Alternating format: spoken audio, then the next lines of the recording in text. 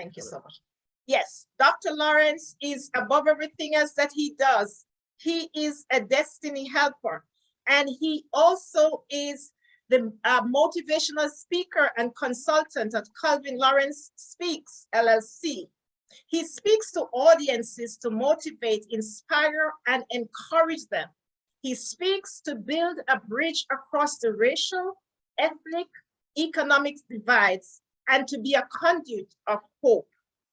He's an educational consultant in leadership and diversity, and he has held many prestigious positions, such as Dean of Development Studies, Director of Education, and Assistant Professor. He holds a doctoral degree in educational administration. And as I said before, he joins us from the great state of Texas. Dr. Calvin Lawrence, thank you so much and welcome to the Fireside Chat this evening. Thank you so much, Dr. Brooks. I'm honored and privileged, feeling privileged to be here. Thank you so much again for joining us. And our topic for discussion tonight, Dr. Lawrence, is, as we said before, life transformation through destiny helpers. Yes. And when we think about destiny helpers, we think about people who help us along our journey in life. So I want you to talk to us and tell us about what mentorship, or in other words, I would say, what does a destiny helper means to you? Well, and I love the amazing topic you gave us for tonight. And it fits right in line with what I like to do, Dr. Brooks. When I think of a destiny helper, someone who can help transform or help to put you on the positive course for a great destiny, I think of the people in my life who have, and they're still there, who have given me opportunities, who've let me look at different perspectives, who've opened my vision a little bit wider. Today, I was working with a young man and I posted on him, but one of the things that we do in that program, it's a nonprofit that works with adults and youth to try to get them into great careers and better their careers. And that is to broaden their vision, to dream big. And I like doing that, I guess, because people have done that for me. There were things that I've done in my life that I didn't aspire to originally. And I can tell you a little bit about that later. I don't want to go on, but I know there were things that I thought I was able to do, and maybe it was at this level. And my mentors, those destiny helpers, helped me go to a whole nother extreme. Absolutely. Thank you so much for sharing that with us. And that is actually why we have the destiny helpers, because they help us to get to another level that we really couldn't get to by ourselves. And I'm glad that you mentioned that. And so I want you to kind of talk a little bit more because you have been in mentorship. And was it that something that you choose, or it was something that just fell on you? How did you choose mentorship, or was it just something that just fell upon you? Well, and that is a very interesting question, because I didn't until later in my life think of myself as a mentor. I've had people who I would have considered mentors for me, but I don't know.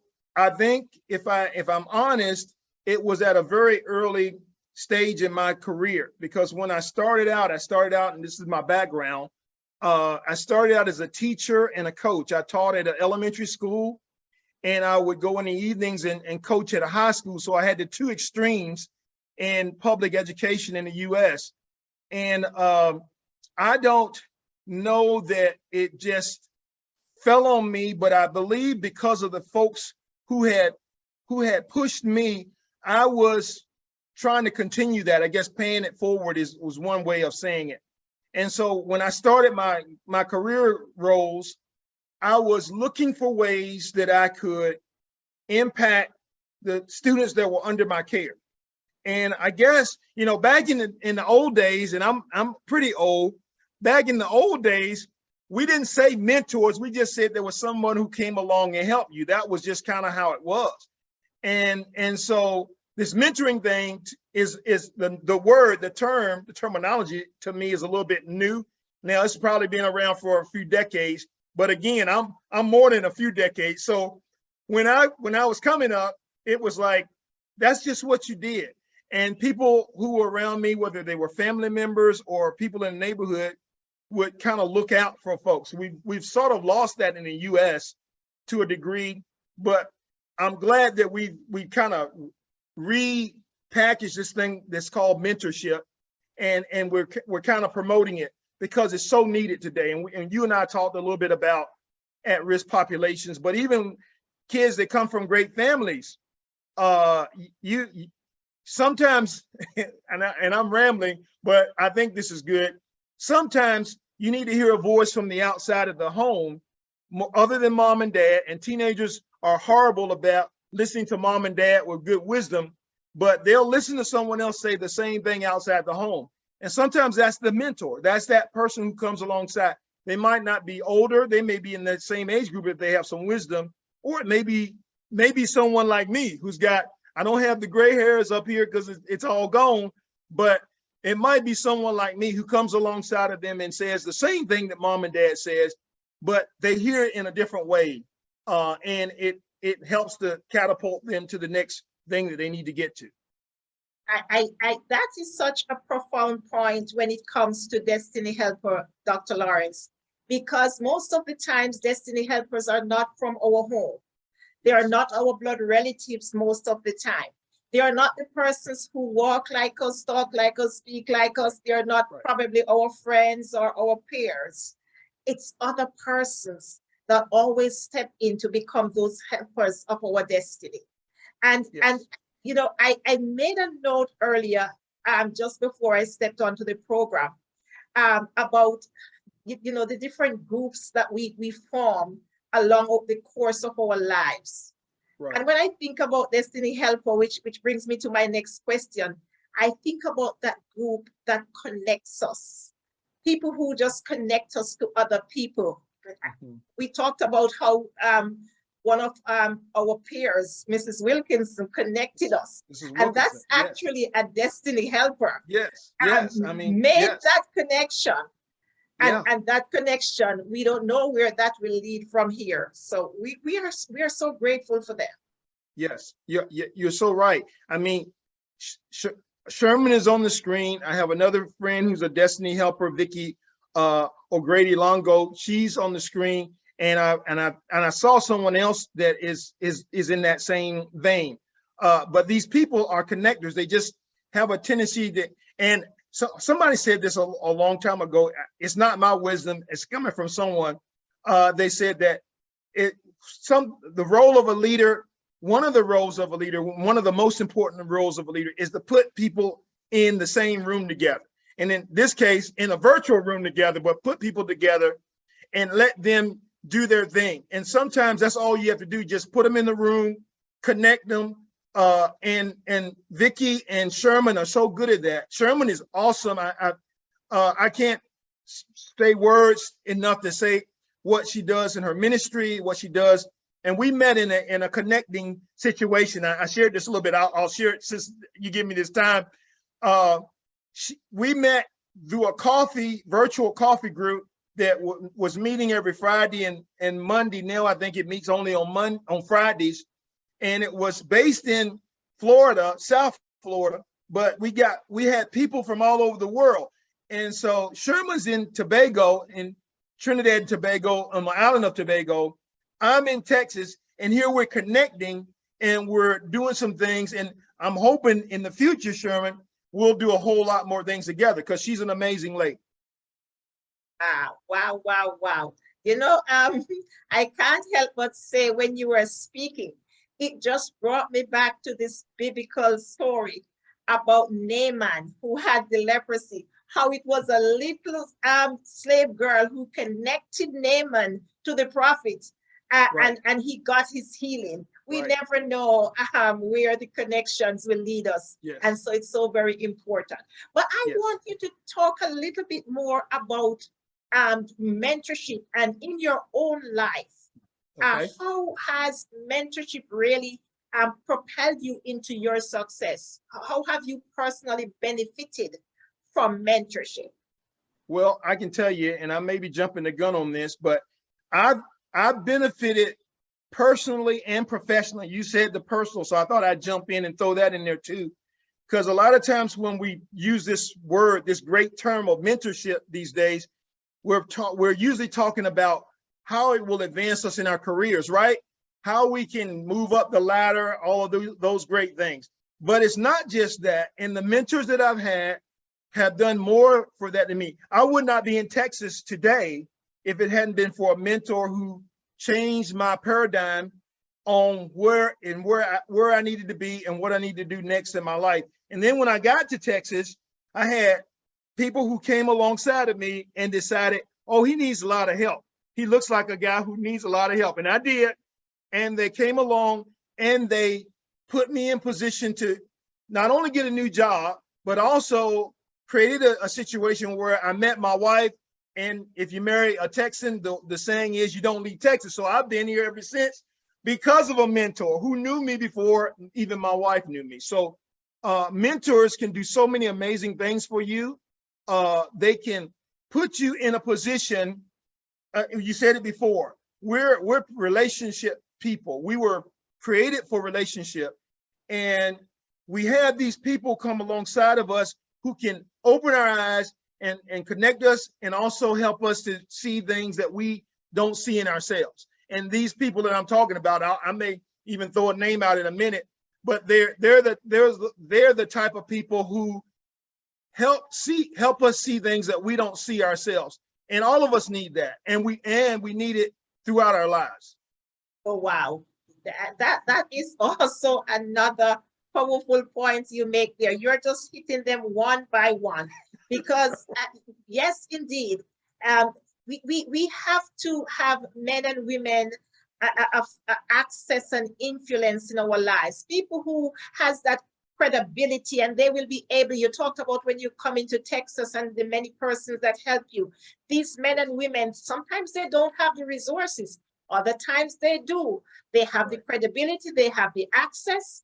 And these are people who, through their own sacrifices and diligence, they are able to, endorse you and bring you in front of other persons who will be able to help you. And we're talking about men and women of destiny helpers. I just want to break and pause here for a moment. Say if you have just come into the room, we are at the fireside chat, and we are talking tonight with we have something that is not. Yeah, I think I hear a mic. Thank you. Someone turned the mic off. Yes, thank you. We are in the room tonight, and we are talking with Dr. Calvin Lawrence. He is joining us from the great state of Texas, and he is among so many other things, he is a destiny helper. He is a mentor to so many others. He is in educational leadership and diversity, and he's also a motivational speaker. And we are happy to have him here sharing with us tonight. Dr. Lawrence, as we continue to talk about the different levels of destiny helpers, mentors, right. You spoke earlier about moving to another level, and that one hit me. And so I want to ask you, is mentorship only for those who are desirous of moving to another level? Or do you think mentorship should be for everyone? Oh, that's probably the easiest question I'll answer tonight. And I would say it's for everyone. It doesn't make a difference whether you're trying to seek promotion. It doesn't make a difference. Even if you're retired or thinking about retiring, you need someone who can come alongside and just be there and be a support. And I've been blessed, Dr. Brooks, by so many people. I can call people right now that I know will be in my corner, that will pray for me, that will pray over me, that will direct me, redirect me. They'll mourn when I need to mourn. They'll celebrate when we need to celebrate. You just need people who can help you, and vice versa. I know I know we may talk about it later, and you may already touched on it, but sometimes the mentors, you go to that mentor and you find a mentor. But I've learned, and I had to do a review here recently about who are the mentors in my life. And when I think back, the most impactful and the ones who've been the longest standing, they weren't folks that I went after or I knew that I needed to go after. In fact, I believe some people are a little bit afraid or intimidated to go and ask someone to be a mentor. And if I can dispel that myth right now, the thing that needs to happen is it's a two-way street. And I think those of us who can, and I see people on the screen, my great friend Portia Watkins, those of us who can go out and seek a mentor. But I think the onus is on us, especially guys like me who've gotten up a little bit, to go and seek out people who need a little assistance, because it happened to me. I was a young man and there were guys, women and men, who would come alongside and talk to me and encourage me.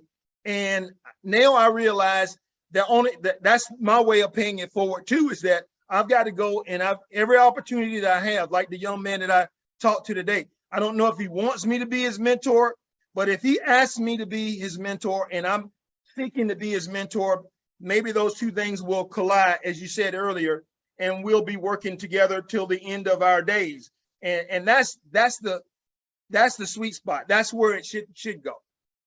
Thank you so much. I'm really enjoying this conversation, because when you talk, there are so many points that are just coming up in my mind right here.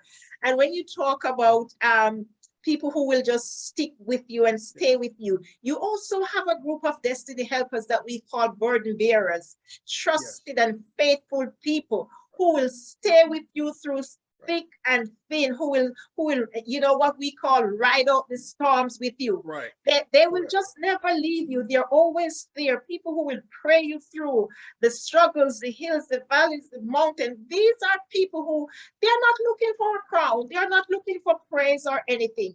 They more so are looking for the cross to help you to carry any burden that you have. And that's another level of destiny help. And I just heard you mention that earlier in the other sense. They are there, and we must see them. Thank you for that, Dr. Lawrence, for just making mention in some sense of that. But let me move on a little bit further. You told me that mentorship is for everyone. And so how much of a person's success do you think is tied to mentorship? Can it be 100%, 50%? What percentage of mentorship, or how much of a person's success? Maybe not even per percentage. How much of a person's success do you think would be tied to mentorship? I'm gonna avoid the percentage, because I know I will mess up if I do that. I don't have enough research on that one. That might be a Portia Watkins question, but I do know this. I think I know, if I can use myself as an example, most of my success would be tied to the people who came alongside me, the people who boasted me or boosted me up, the people who encouraged me. I would say most of it would be tied to the relationship that you built up. And I would encourage anyone to look at successful people, or to probably more so as a successful person, how did you get there? And they're going to give you some of the nuts and bolts, but I bet you most of them will tell you that it was this person, it was that person, it was advice here, it was a suggestion here, it was an encouragement here that caused them to continue on the road. Because most of us will go through some obstacles. We were talking about obstacles today in my class, and it's tough to handle those by yourself. But again, when you have people who you can turn to, who've already been through some of those struggles, or they know how to get you through those struggles, or at least they can come alongside you and they can encourage you through those struggles, it is so much easier. Who was it? Someone, I think it was Helen Keller, who said, alone we can do so little, together we can do so much. And so we really can do much more when we're in unity. One of the reasons that I joined that group with Sherman was because of the power of numbers, that you have all these people together and someone knows something or can do something or has something that can take you to the next level. I'll tell you this, and I've got like a couple of joy officers here. Vicky's one of them. Even if it's just a word of encouragement, Dr. Brooks, even just a word of encouragement one day, because it may be that day that you would be thinking about doing something heinous like taking your life or whatever, but a word of encouragement goes a long ways. And you have someone come alongside and say something that would encourage you to take the next step. And you know what? Most of the times you get to the next step and it's like, oh, I can take another step. And then it goes on from there. So, I'm running on, but to have people who are in your life, I don't know that you can do this thing. Life wasn't meant to live alone. Ladies and gentlemen, I am so enjoying this conversation, and I hope you are too. We are actually sitting at the fireside chat with Dr. Lawrence, Calvin Lawrence, from out of the great state of Texas, talking about Destiny Helpers. In this room, we use the chat a lot. So I'm going to ask you, go ahead, put your comments and questions, whatever you have, use the chat, because at the last 15 minutes of the program, we are going to be opening the floor so that we can take those comments. We can take any questions for Dr. Lawrence, and just, have you say what you want to say. So let's get that done. Dr. Lawrence, I'm going to move along because I want to leave enough time for the audience. I know an hour, 50 minutes is certainly not enough for a conversation like this. But you've got some good questions too, Dr. Brooks. So I want to get to some of those other ones because you've got some good ones. But I want you to tell me now, how does a person choose a mentor? Because and I'm still calling them Destiny Helpers. So somebody might be listening and say, how do I choose this person? Okay, so this is a tougher question, Dr. Brooks, but it's a very good question. And I'm going to use a story to help me kind of answer the question. I might sound like I'm rambling, but I won't be. Y'all will get the point in a little bit. So years ago, I worked at a school, and there are businesses and companies that do this too, that will try to maybe prearrange or pre-coordinate or put someone with someone else, maybe even before they get to the school, they've already designated so-and-so, you're gonna help mentor that person. And I'm looking at folks on the screen and maybe they've gone through the same situations. And sometimes it works. But here's what I'm going to say, and this is the life lessons that I've learned, because I've been in those situations. I've been probably in charge of situations like that. It wasn't my idea, but I had to carry it out because I was an assistant. And then I've also been in situations where I was able to craft the mentorship piece.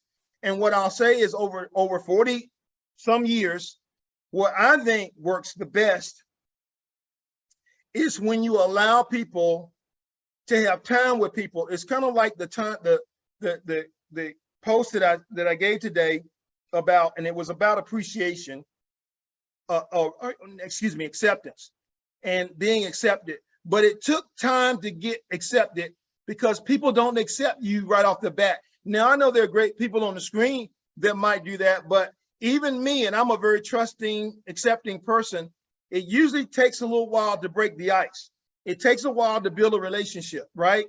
So my point in this story is it's probably better to let it play out. I have a friend that always talks about things organically take place and let the Lord move after that. It's probably better to let it play out in terms of, as people come in and you've got people and you relate to certain people, and it's not even about color, it's not about ethnicity, it's not even about religion, because I've had mentors that were all different persuasions who came into my life, and even now who mentor me, and we can talk about things and we can get into the deep conversations because we can get into the deep conversations. But it's about relationship. So go back to relationship. Relationship is critical. If you did establish a relationship with someone, this young man, it's taken me 4 weeks for him to trust me. Now, I said it like it was, oh, 4 weeks. And I know in a lot of cases, it's a lot longer than 4 weeks to get to gain someone's trust. I've been in schools, I've been in businesses, I've been in places, I've been in institutions where it had taken me maybe the year, maybe even longer to gain someone's trust. But I think the best way, if we're doing this thing and trying to pair people up, is to allow people to have relationships. And then you come back and you say, okay, hey, I think I could take so-and-so. I think I could work with Vicky. I can work with Portia. I can work with Sherman. I can work with Rose. I can work with whoever. And or it may come back the other way, because I said this thing's a two-way street, right? And it is. So they may say, hey, you know, I like Vicky. Vicky's got to be open. Now you got to be open. So if you're in leadership, you got to be open and say, when they come to you, because they will come to you, when they come to you, you're open to open up to them, and then to allow them to share and to trust you. And then it goes both ways. So I see it being a thing where it takes time, it takes relationship, it takes you being yourself, not trying to be somebody else, because you can play a game. It's like when you're dating, you can play that role so much, but then if you date them long enough, you'll see the real person. Well, it's the same way. I think, maybe I came up with something new. So maybe you do this dating thing with the mentoring, right? And you spend a little time, and then before you know it, I really relate well with Dr. So-and-so. Dr. Brooks is a person that I will go to for almost anything. And it happens that way. I have been in places, again, where when they assigned you the person, there's this maybe lack of trust, and maybe they didn't even want to be your mentor. That would be a sad thing. But people get a feeling for it, and then before too long, you know, maybe what was supposed to be a good thing really doesn't become a good thing. Whereas the relationship piece, when you're working with people and you're spending time with people, and then they begin to trust you, it really works out a whole lot better than. I won't say it's 100, it won't be 100%, but I do believe that way works better than the other way, where people are pre-assigned or assigned, and it's just a job or a role that they have to play, and it never works out well that way. The mentors that are in my life today, who are 40, 50, some almost, I'm 62, so some are almost close to that, were not assigned. They were relational. We spent time together, and then they figured out they liked me, and I figured out that I liked them, and the rest is history. Wow. You have dropped so many gems in this one answer, and I'm making my notes right here. And I hear you talk about time, relationship, authenticity, credibility, and you talked about trust. Those are some power points for choosing a mentor. Yes. Really, really, really very potent right there. Thank you for that. And if the audience is making their note, I would love someone to drop those in the chat if you can. Time, relationship, authenticity. The other one is credibility and trust. Those are the ones I heard you name. Powerful points for choosing a mentor. But let me push this one back to you, because there have been known to be failed mentorship, failed. Right. How do you see that? How do you look at mentorship that has failed? What are some of the reasons that you think for failed mentorship? Well, I mentioned a couple earlier, and I'll kind of reiterate. Those prearranged deals is almost, again, I'm using that marriage or dating analogy, but I think it kind of works.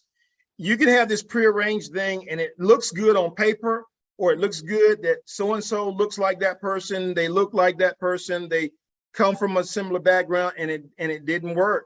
And I'm sure that some have worked, but the opposite is probably more true, which is what I shared in terms of spending time and having the relationship. Prearranging doesn't work. Sometimes depending on your organizational structure, you decide, I'm going to put that person with this person because they're part of this department. And that can work, but there probably have times that it doesn't work, and someone in another department might have been a better fit. It takes time. I'll go back to the time, and you emphasize it, and now I'm looking at it and thinking, did I say that? And I guess I did. And if I did, then the time piece really is important, because it's just like a relationship. Again, any relationship takes time. Anything that's good, my mom would say about cooking, if you're gonna cook it, it takes time to cook a good meal. And so if I'm gonna cook this meal, which is this mentoring piece, I've got to put some effort into it. I think the other thing that makes me think, so the other thing would be, if you didn't spend time on it and it's like a quick fix kind of a deal, and you just kind of throw people together just because you throw them together, then you kind of get what you're gonna get. But the time effort really is critical, that you spend time, that you look at people, that they have time to spend time together. I spent time with this young man. We're sitting at the same table every time we go in and meet. So he's kind of looking me over. I'm looking him over. I'm probably more willing to be a mentor than he is to be the mentee, but I'm breaking through some of those barriers. But it takes time. And I'm one of those guys. I'm real patient. I don't have a lot of great qualities, Dr. Brooks, but I'm patient. And so if I can do that and I can spend time with people, oh, I need to throw this in, and then I'll be quiet for a little bit. So I worked, there's a period of time that I worked in special education. And as a teacher, and then as the assistant principal, was kind of in charge, because I understood special populations need extra care, right? So what it did for me really was it kind of fired me in terms of not looking for quick fixes, because you don't get quick fixes with certain populations. The improvements are incremental, and they're very small. They're tiny. Sometimes you don't even see them, but you got to be looking for them, because if you see them, you got to make sure you pump that kid up or pump that person up so they know they've been successful, right? Whereas if you're looking for a quick fix and you're looking to do the mentorship thing with a quick fix solution, one size fits all won't work, or in most cases it won't work as well. You have to take the time. You have to be intentional, throw that word out, intentional about how are we going to do this thing. And if it didn't work with so-and-so, let's go to the next person, because let me just say this, I think it's critical in a lot of places, in a lot of positions, and in life in general, that people have mentors that can be called upon to share a word, to point the way, to do some of those things. We're living in a society, and I said I was going to be quiet. I am in a little bit. We're living in a society where, even coming from the family, you don't have a family like the families from the Waltons, or you name it, from way back in whatever time. So people are much more suspicious, much more not trusting, much more. You put them in a room with someone else, and it's like, is that person here to help me, or are they here to watch me so they can get me fired? So you really have to spend the time with that person to break down those barriers. And the only way you can do it is with patience and with commitment. And somebody said earlier today, and I latched onto it, consistency, because that's another strength. I don't have very many, Dr. Brooks, but I got one or two. They might be at the bottom, but boy, I'm like that tortoise. So if I'm patient and I'm consistent, and they see something in me, then maybe I get the breakthrough, and those breakthroughs can be huge. Wow. Powerful points coming out, and I do see them coming in the chat as well. Thank you so much for making those notes as well. But as we come down and to the last one or two questions, just to make sure I leave enough time for the audience to ask their question, make their comments, I want to ask you, Dr. Lawrence, yes, is it more, or let me say, is it easier to mentor, or let us say, is mentorship more effective for the young, or is it equally beneficial for all levels? And if, Oh, yeah, oh, how would you see that? oh, that you threw me another softball. It is beneficial for any level. Now I see people on the screen, and I may be the oldest guy in the room, but even with me, and I have mentors, the two mentors that I'm thinking about right now, I'm gonna spend some time with the gentleman and his wife, and then the other one, we always take them for Valentine's, because that's the only way I feel like I can pay them back, but I can't pay them back. I got to pay it forward, right? So I know that until my last day, don't want to sound morbid, until my last days here on this planet, I need mentors. I need people that I can go to. They're like a security blanket in a way. I haven't used that one. I'm gonna start using that one. And so I can fall back on that security blanket at my age, but even later. And then you talk about it, if you're really young, oh yeah, you need some. Now it's a little bit tougher work in there, because hopefully at my age I'm figured it out, and I know I need it. At a younger age, at a teenager who thinks they know it all, maybe not so much, but they need a mentor. And it's the way you go about it. It's the go back to consistency. They're looking for you to mess up with them. When I had my high schoolers, my middle schoolers, they were always looking for the inconsistency, because they gotten it so much. And if you could be consistent with them, if you were fair, sometimes it wasn't what they wanted, but if they knew you were fair, they could handle it. And I would always treat them like man to man, not man to boy. And so if you'll do that, and you break through some of those barriers that people put up, that we all put up, then we can get in with the young too. But young, old, and everything in between, and that group in between, boy oh boy, because that's the group that's kind of like they're trying to do everything. They're trying to move up the ladder. They're trying to get a house. They're trying to raise a family and whatnot. Boy, do they need it. But even when you're past that point, even when you're at my point in this case, I know that I still need people that I can look up to. Oh, and I need to throw this in too. Sometimes it's not about the age differential, because I will say this. I have mentors, they might be on the screen, I won't call them out, that are younger than me, but they have a knowledge in an area that I don't have. It might be technology, Dr. Brooks, because I'm not the most, Portia knows this, I'm not the most technology gifted person. So it may be, and oh yeah, some of these young people, they just grew up with technology in their hands. So when I look at them and I can go to them and they can say, and boy, oh boy, does it make them feel great when you come to them and they're the expert and you are not. That's another way to break down some barriers. Another way is just to find something that you can relate to the person. There's, what's the word? Common ground, the term common ground. So I'm trying to find common ground with whoever I interrelate with. And this is with my business, with what I do now, but I'm going to find common ground with you.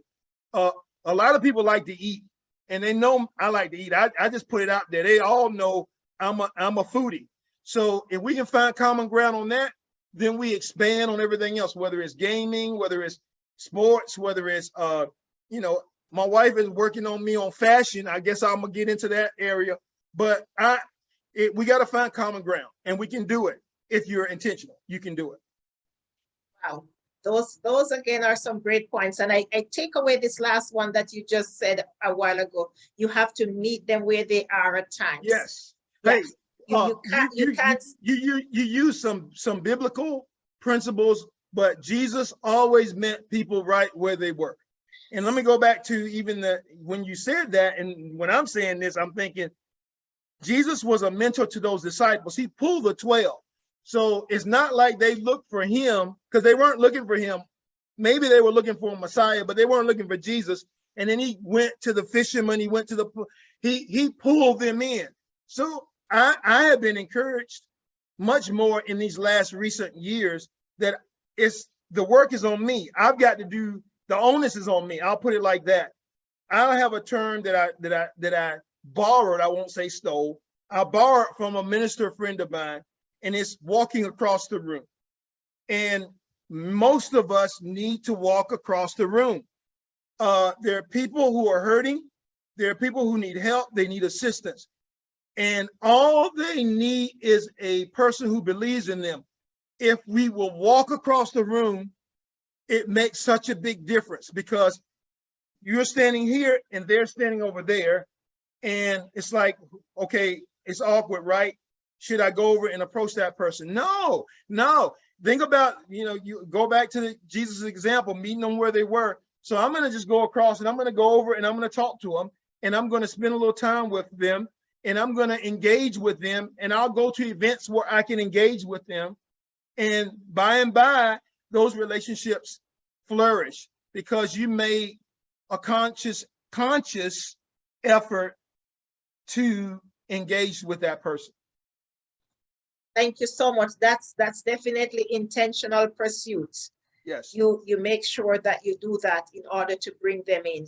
Yes. We are almost at the last question, and I'm just going to wrap it up right here, because I do know that you have persons in mentorship at this time, and Yes. so I want to ask you, someone is listening now in this room, or when they hear the replay, or when it's on the media, how does one find Dr. Calvin Lawrence? I try to be as available as possible. So if they forget the calvinlawrencespeaks.net, they can go to my profile. I know my website is there. And then on that website, all of my information is there, even my phone number. So they can get a hold of me. And you started out with, do you have mentors or mentees, right? And I do. And I don't care if that number grows and grows. I want to be available and responsible, and because I've had people who've done that for me. So it's the only way I can pay it forward. Some of those folks are no longer here, and it's the only way I can pay it forward. And so my goal, hopefully my legacy will be that I have tried to help bridge gaps. I'm not perfect, won't even go that direction, but I'll do the best I can to help you get to where you need to be. And just like I see the folks on the screen that I know who are connectors, if I can't help you, I'll try to connect you with someone who can. Wow. Thank you so much. I mean, you could not have said it better. We have grasped so much from what you said today, and we can connect a destiny helper or a mentor to any one of the groups that we have named. And so we want to ensure that whenever we are thinking about someone else, think about what we can do for them. Think about whether or not we can be a connector, one of those divine connectors, because there is power in connection. Yes. And you just mentioned the Bible a while ago. We talked about how the slave girl connected Naaman. And is it this person, a person of influence? You talk about many leaders you have in your life, many persons you have in your life who are much older than you. They are men and women of credibility, and they have access. They can speak for you. They can vouch for you. We remember when Joseph was in prison. It was not even one of these persons who spoke for him. It was the butler who he told to mention his name. Correct. And then there are the gifted ones to Dr. Lawrence, the gifted children, the gifted people who their skills and their abilities. You talk about the computer and you don't have that kind of technology ability. Sometimes I have to ask my daughter, my youngest daughter, where you find this, how you do that. Those are gifted people, and we need them in our lives to help us to really reach where we want to get to. And the final one, before we go over to the chat, I want to make mention of, and we did mention them, are the burden bearers. Those people who will pray you through. Midnight, they're praying for you and calling your name out so that you can reach the heights of your purpose and your destiny. And we have one of those persons sitting before us tonight, Dr. Lawrence. The work that he has been doing in his field is definitely worthy of mention. A connector, a burden bearer for those younger ones, a destiny helper, And that is what he has been doing. We are going to just change the order of things right now. Okay. And we are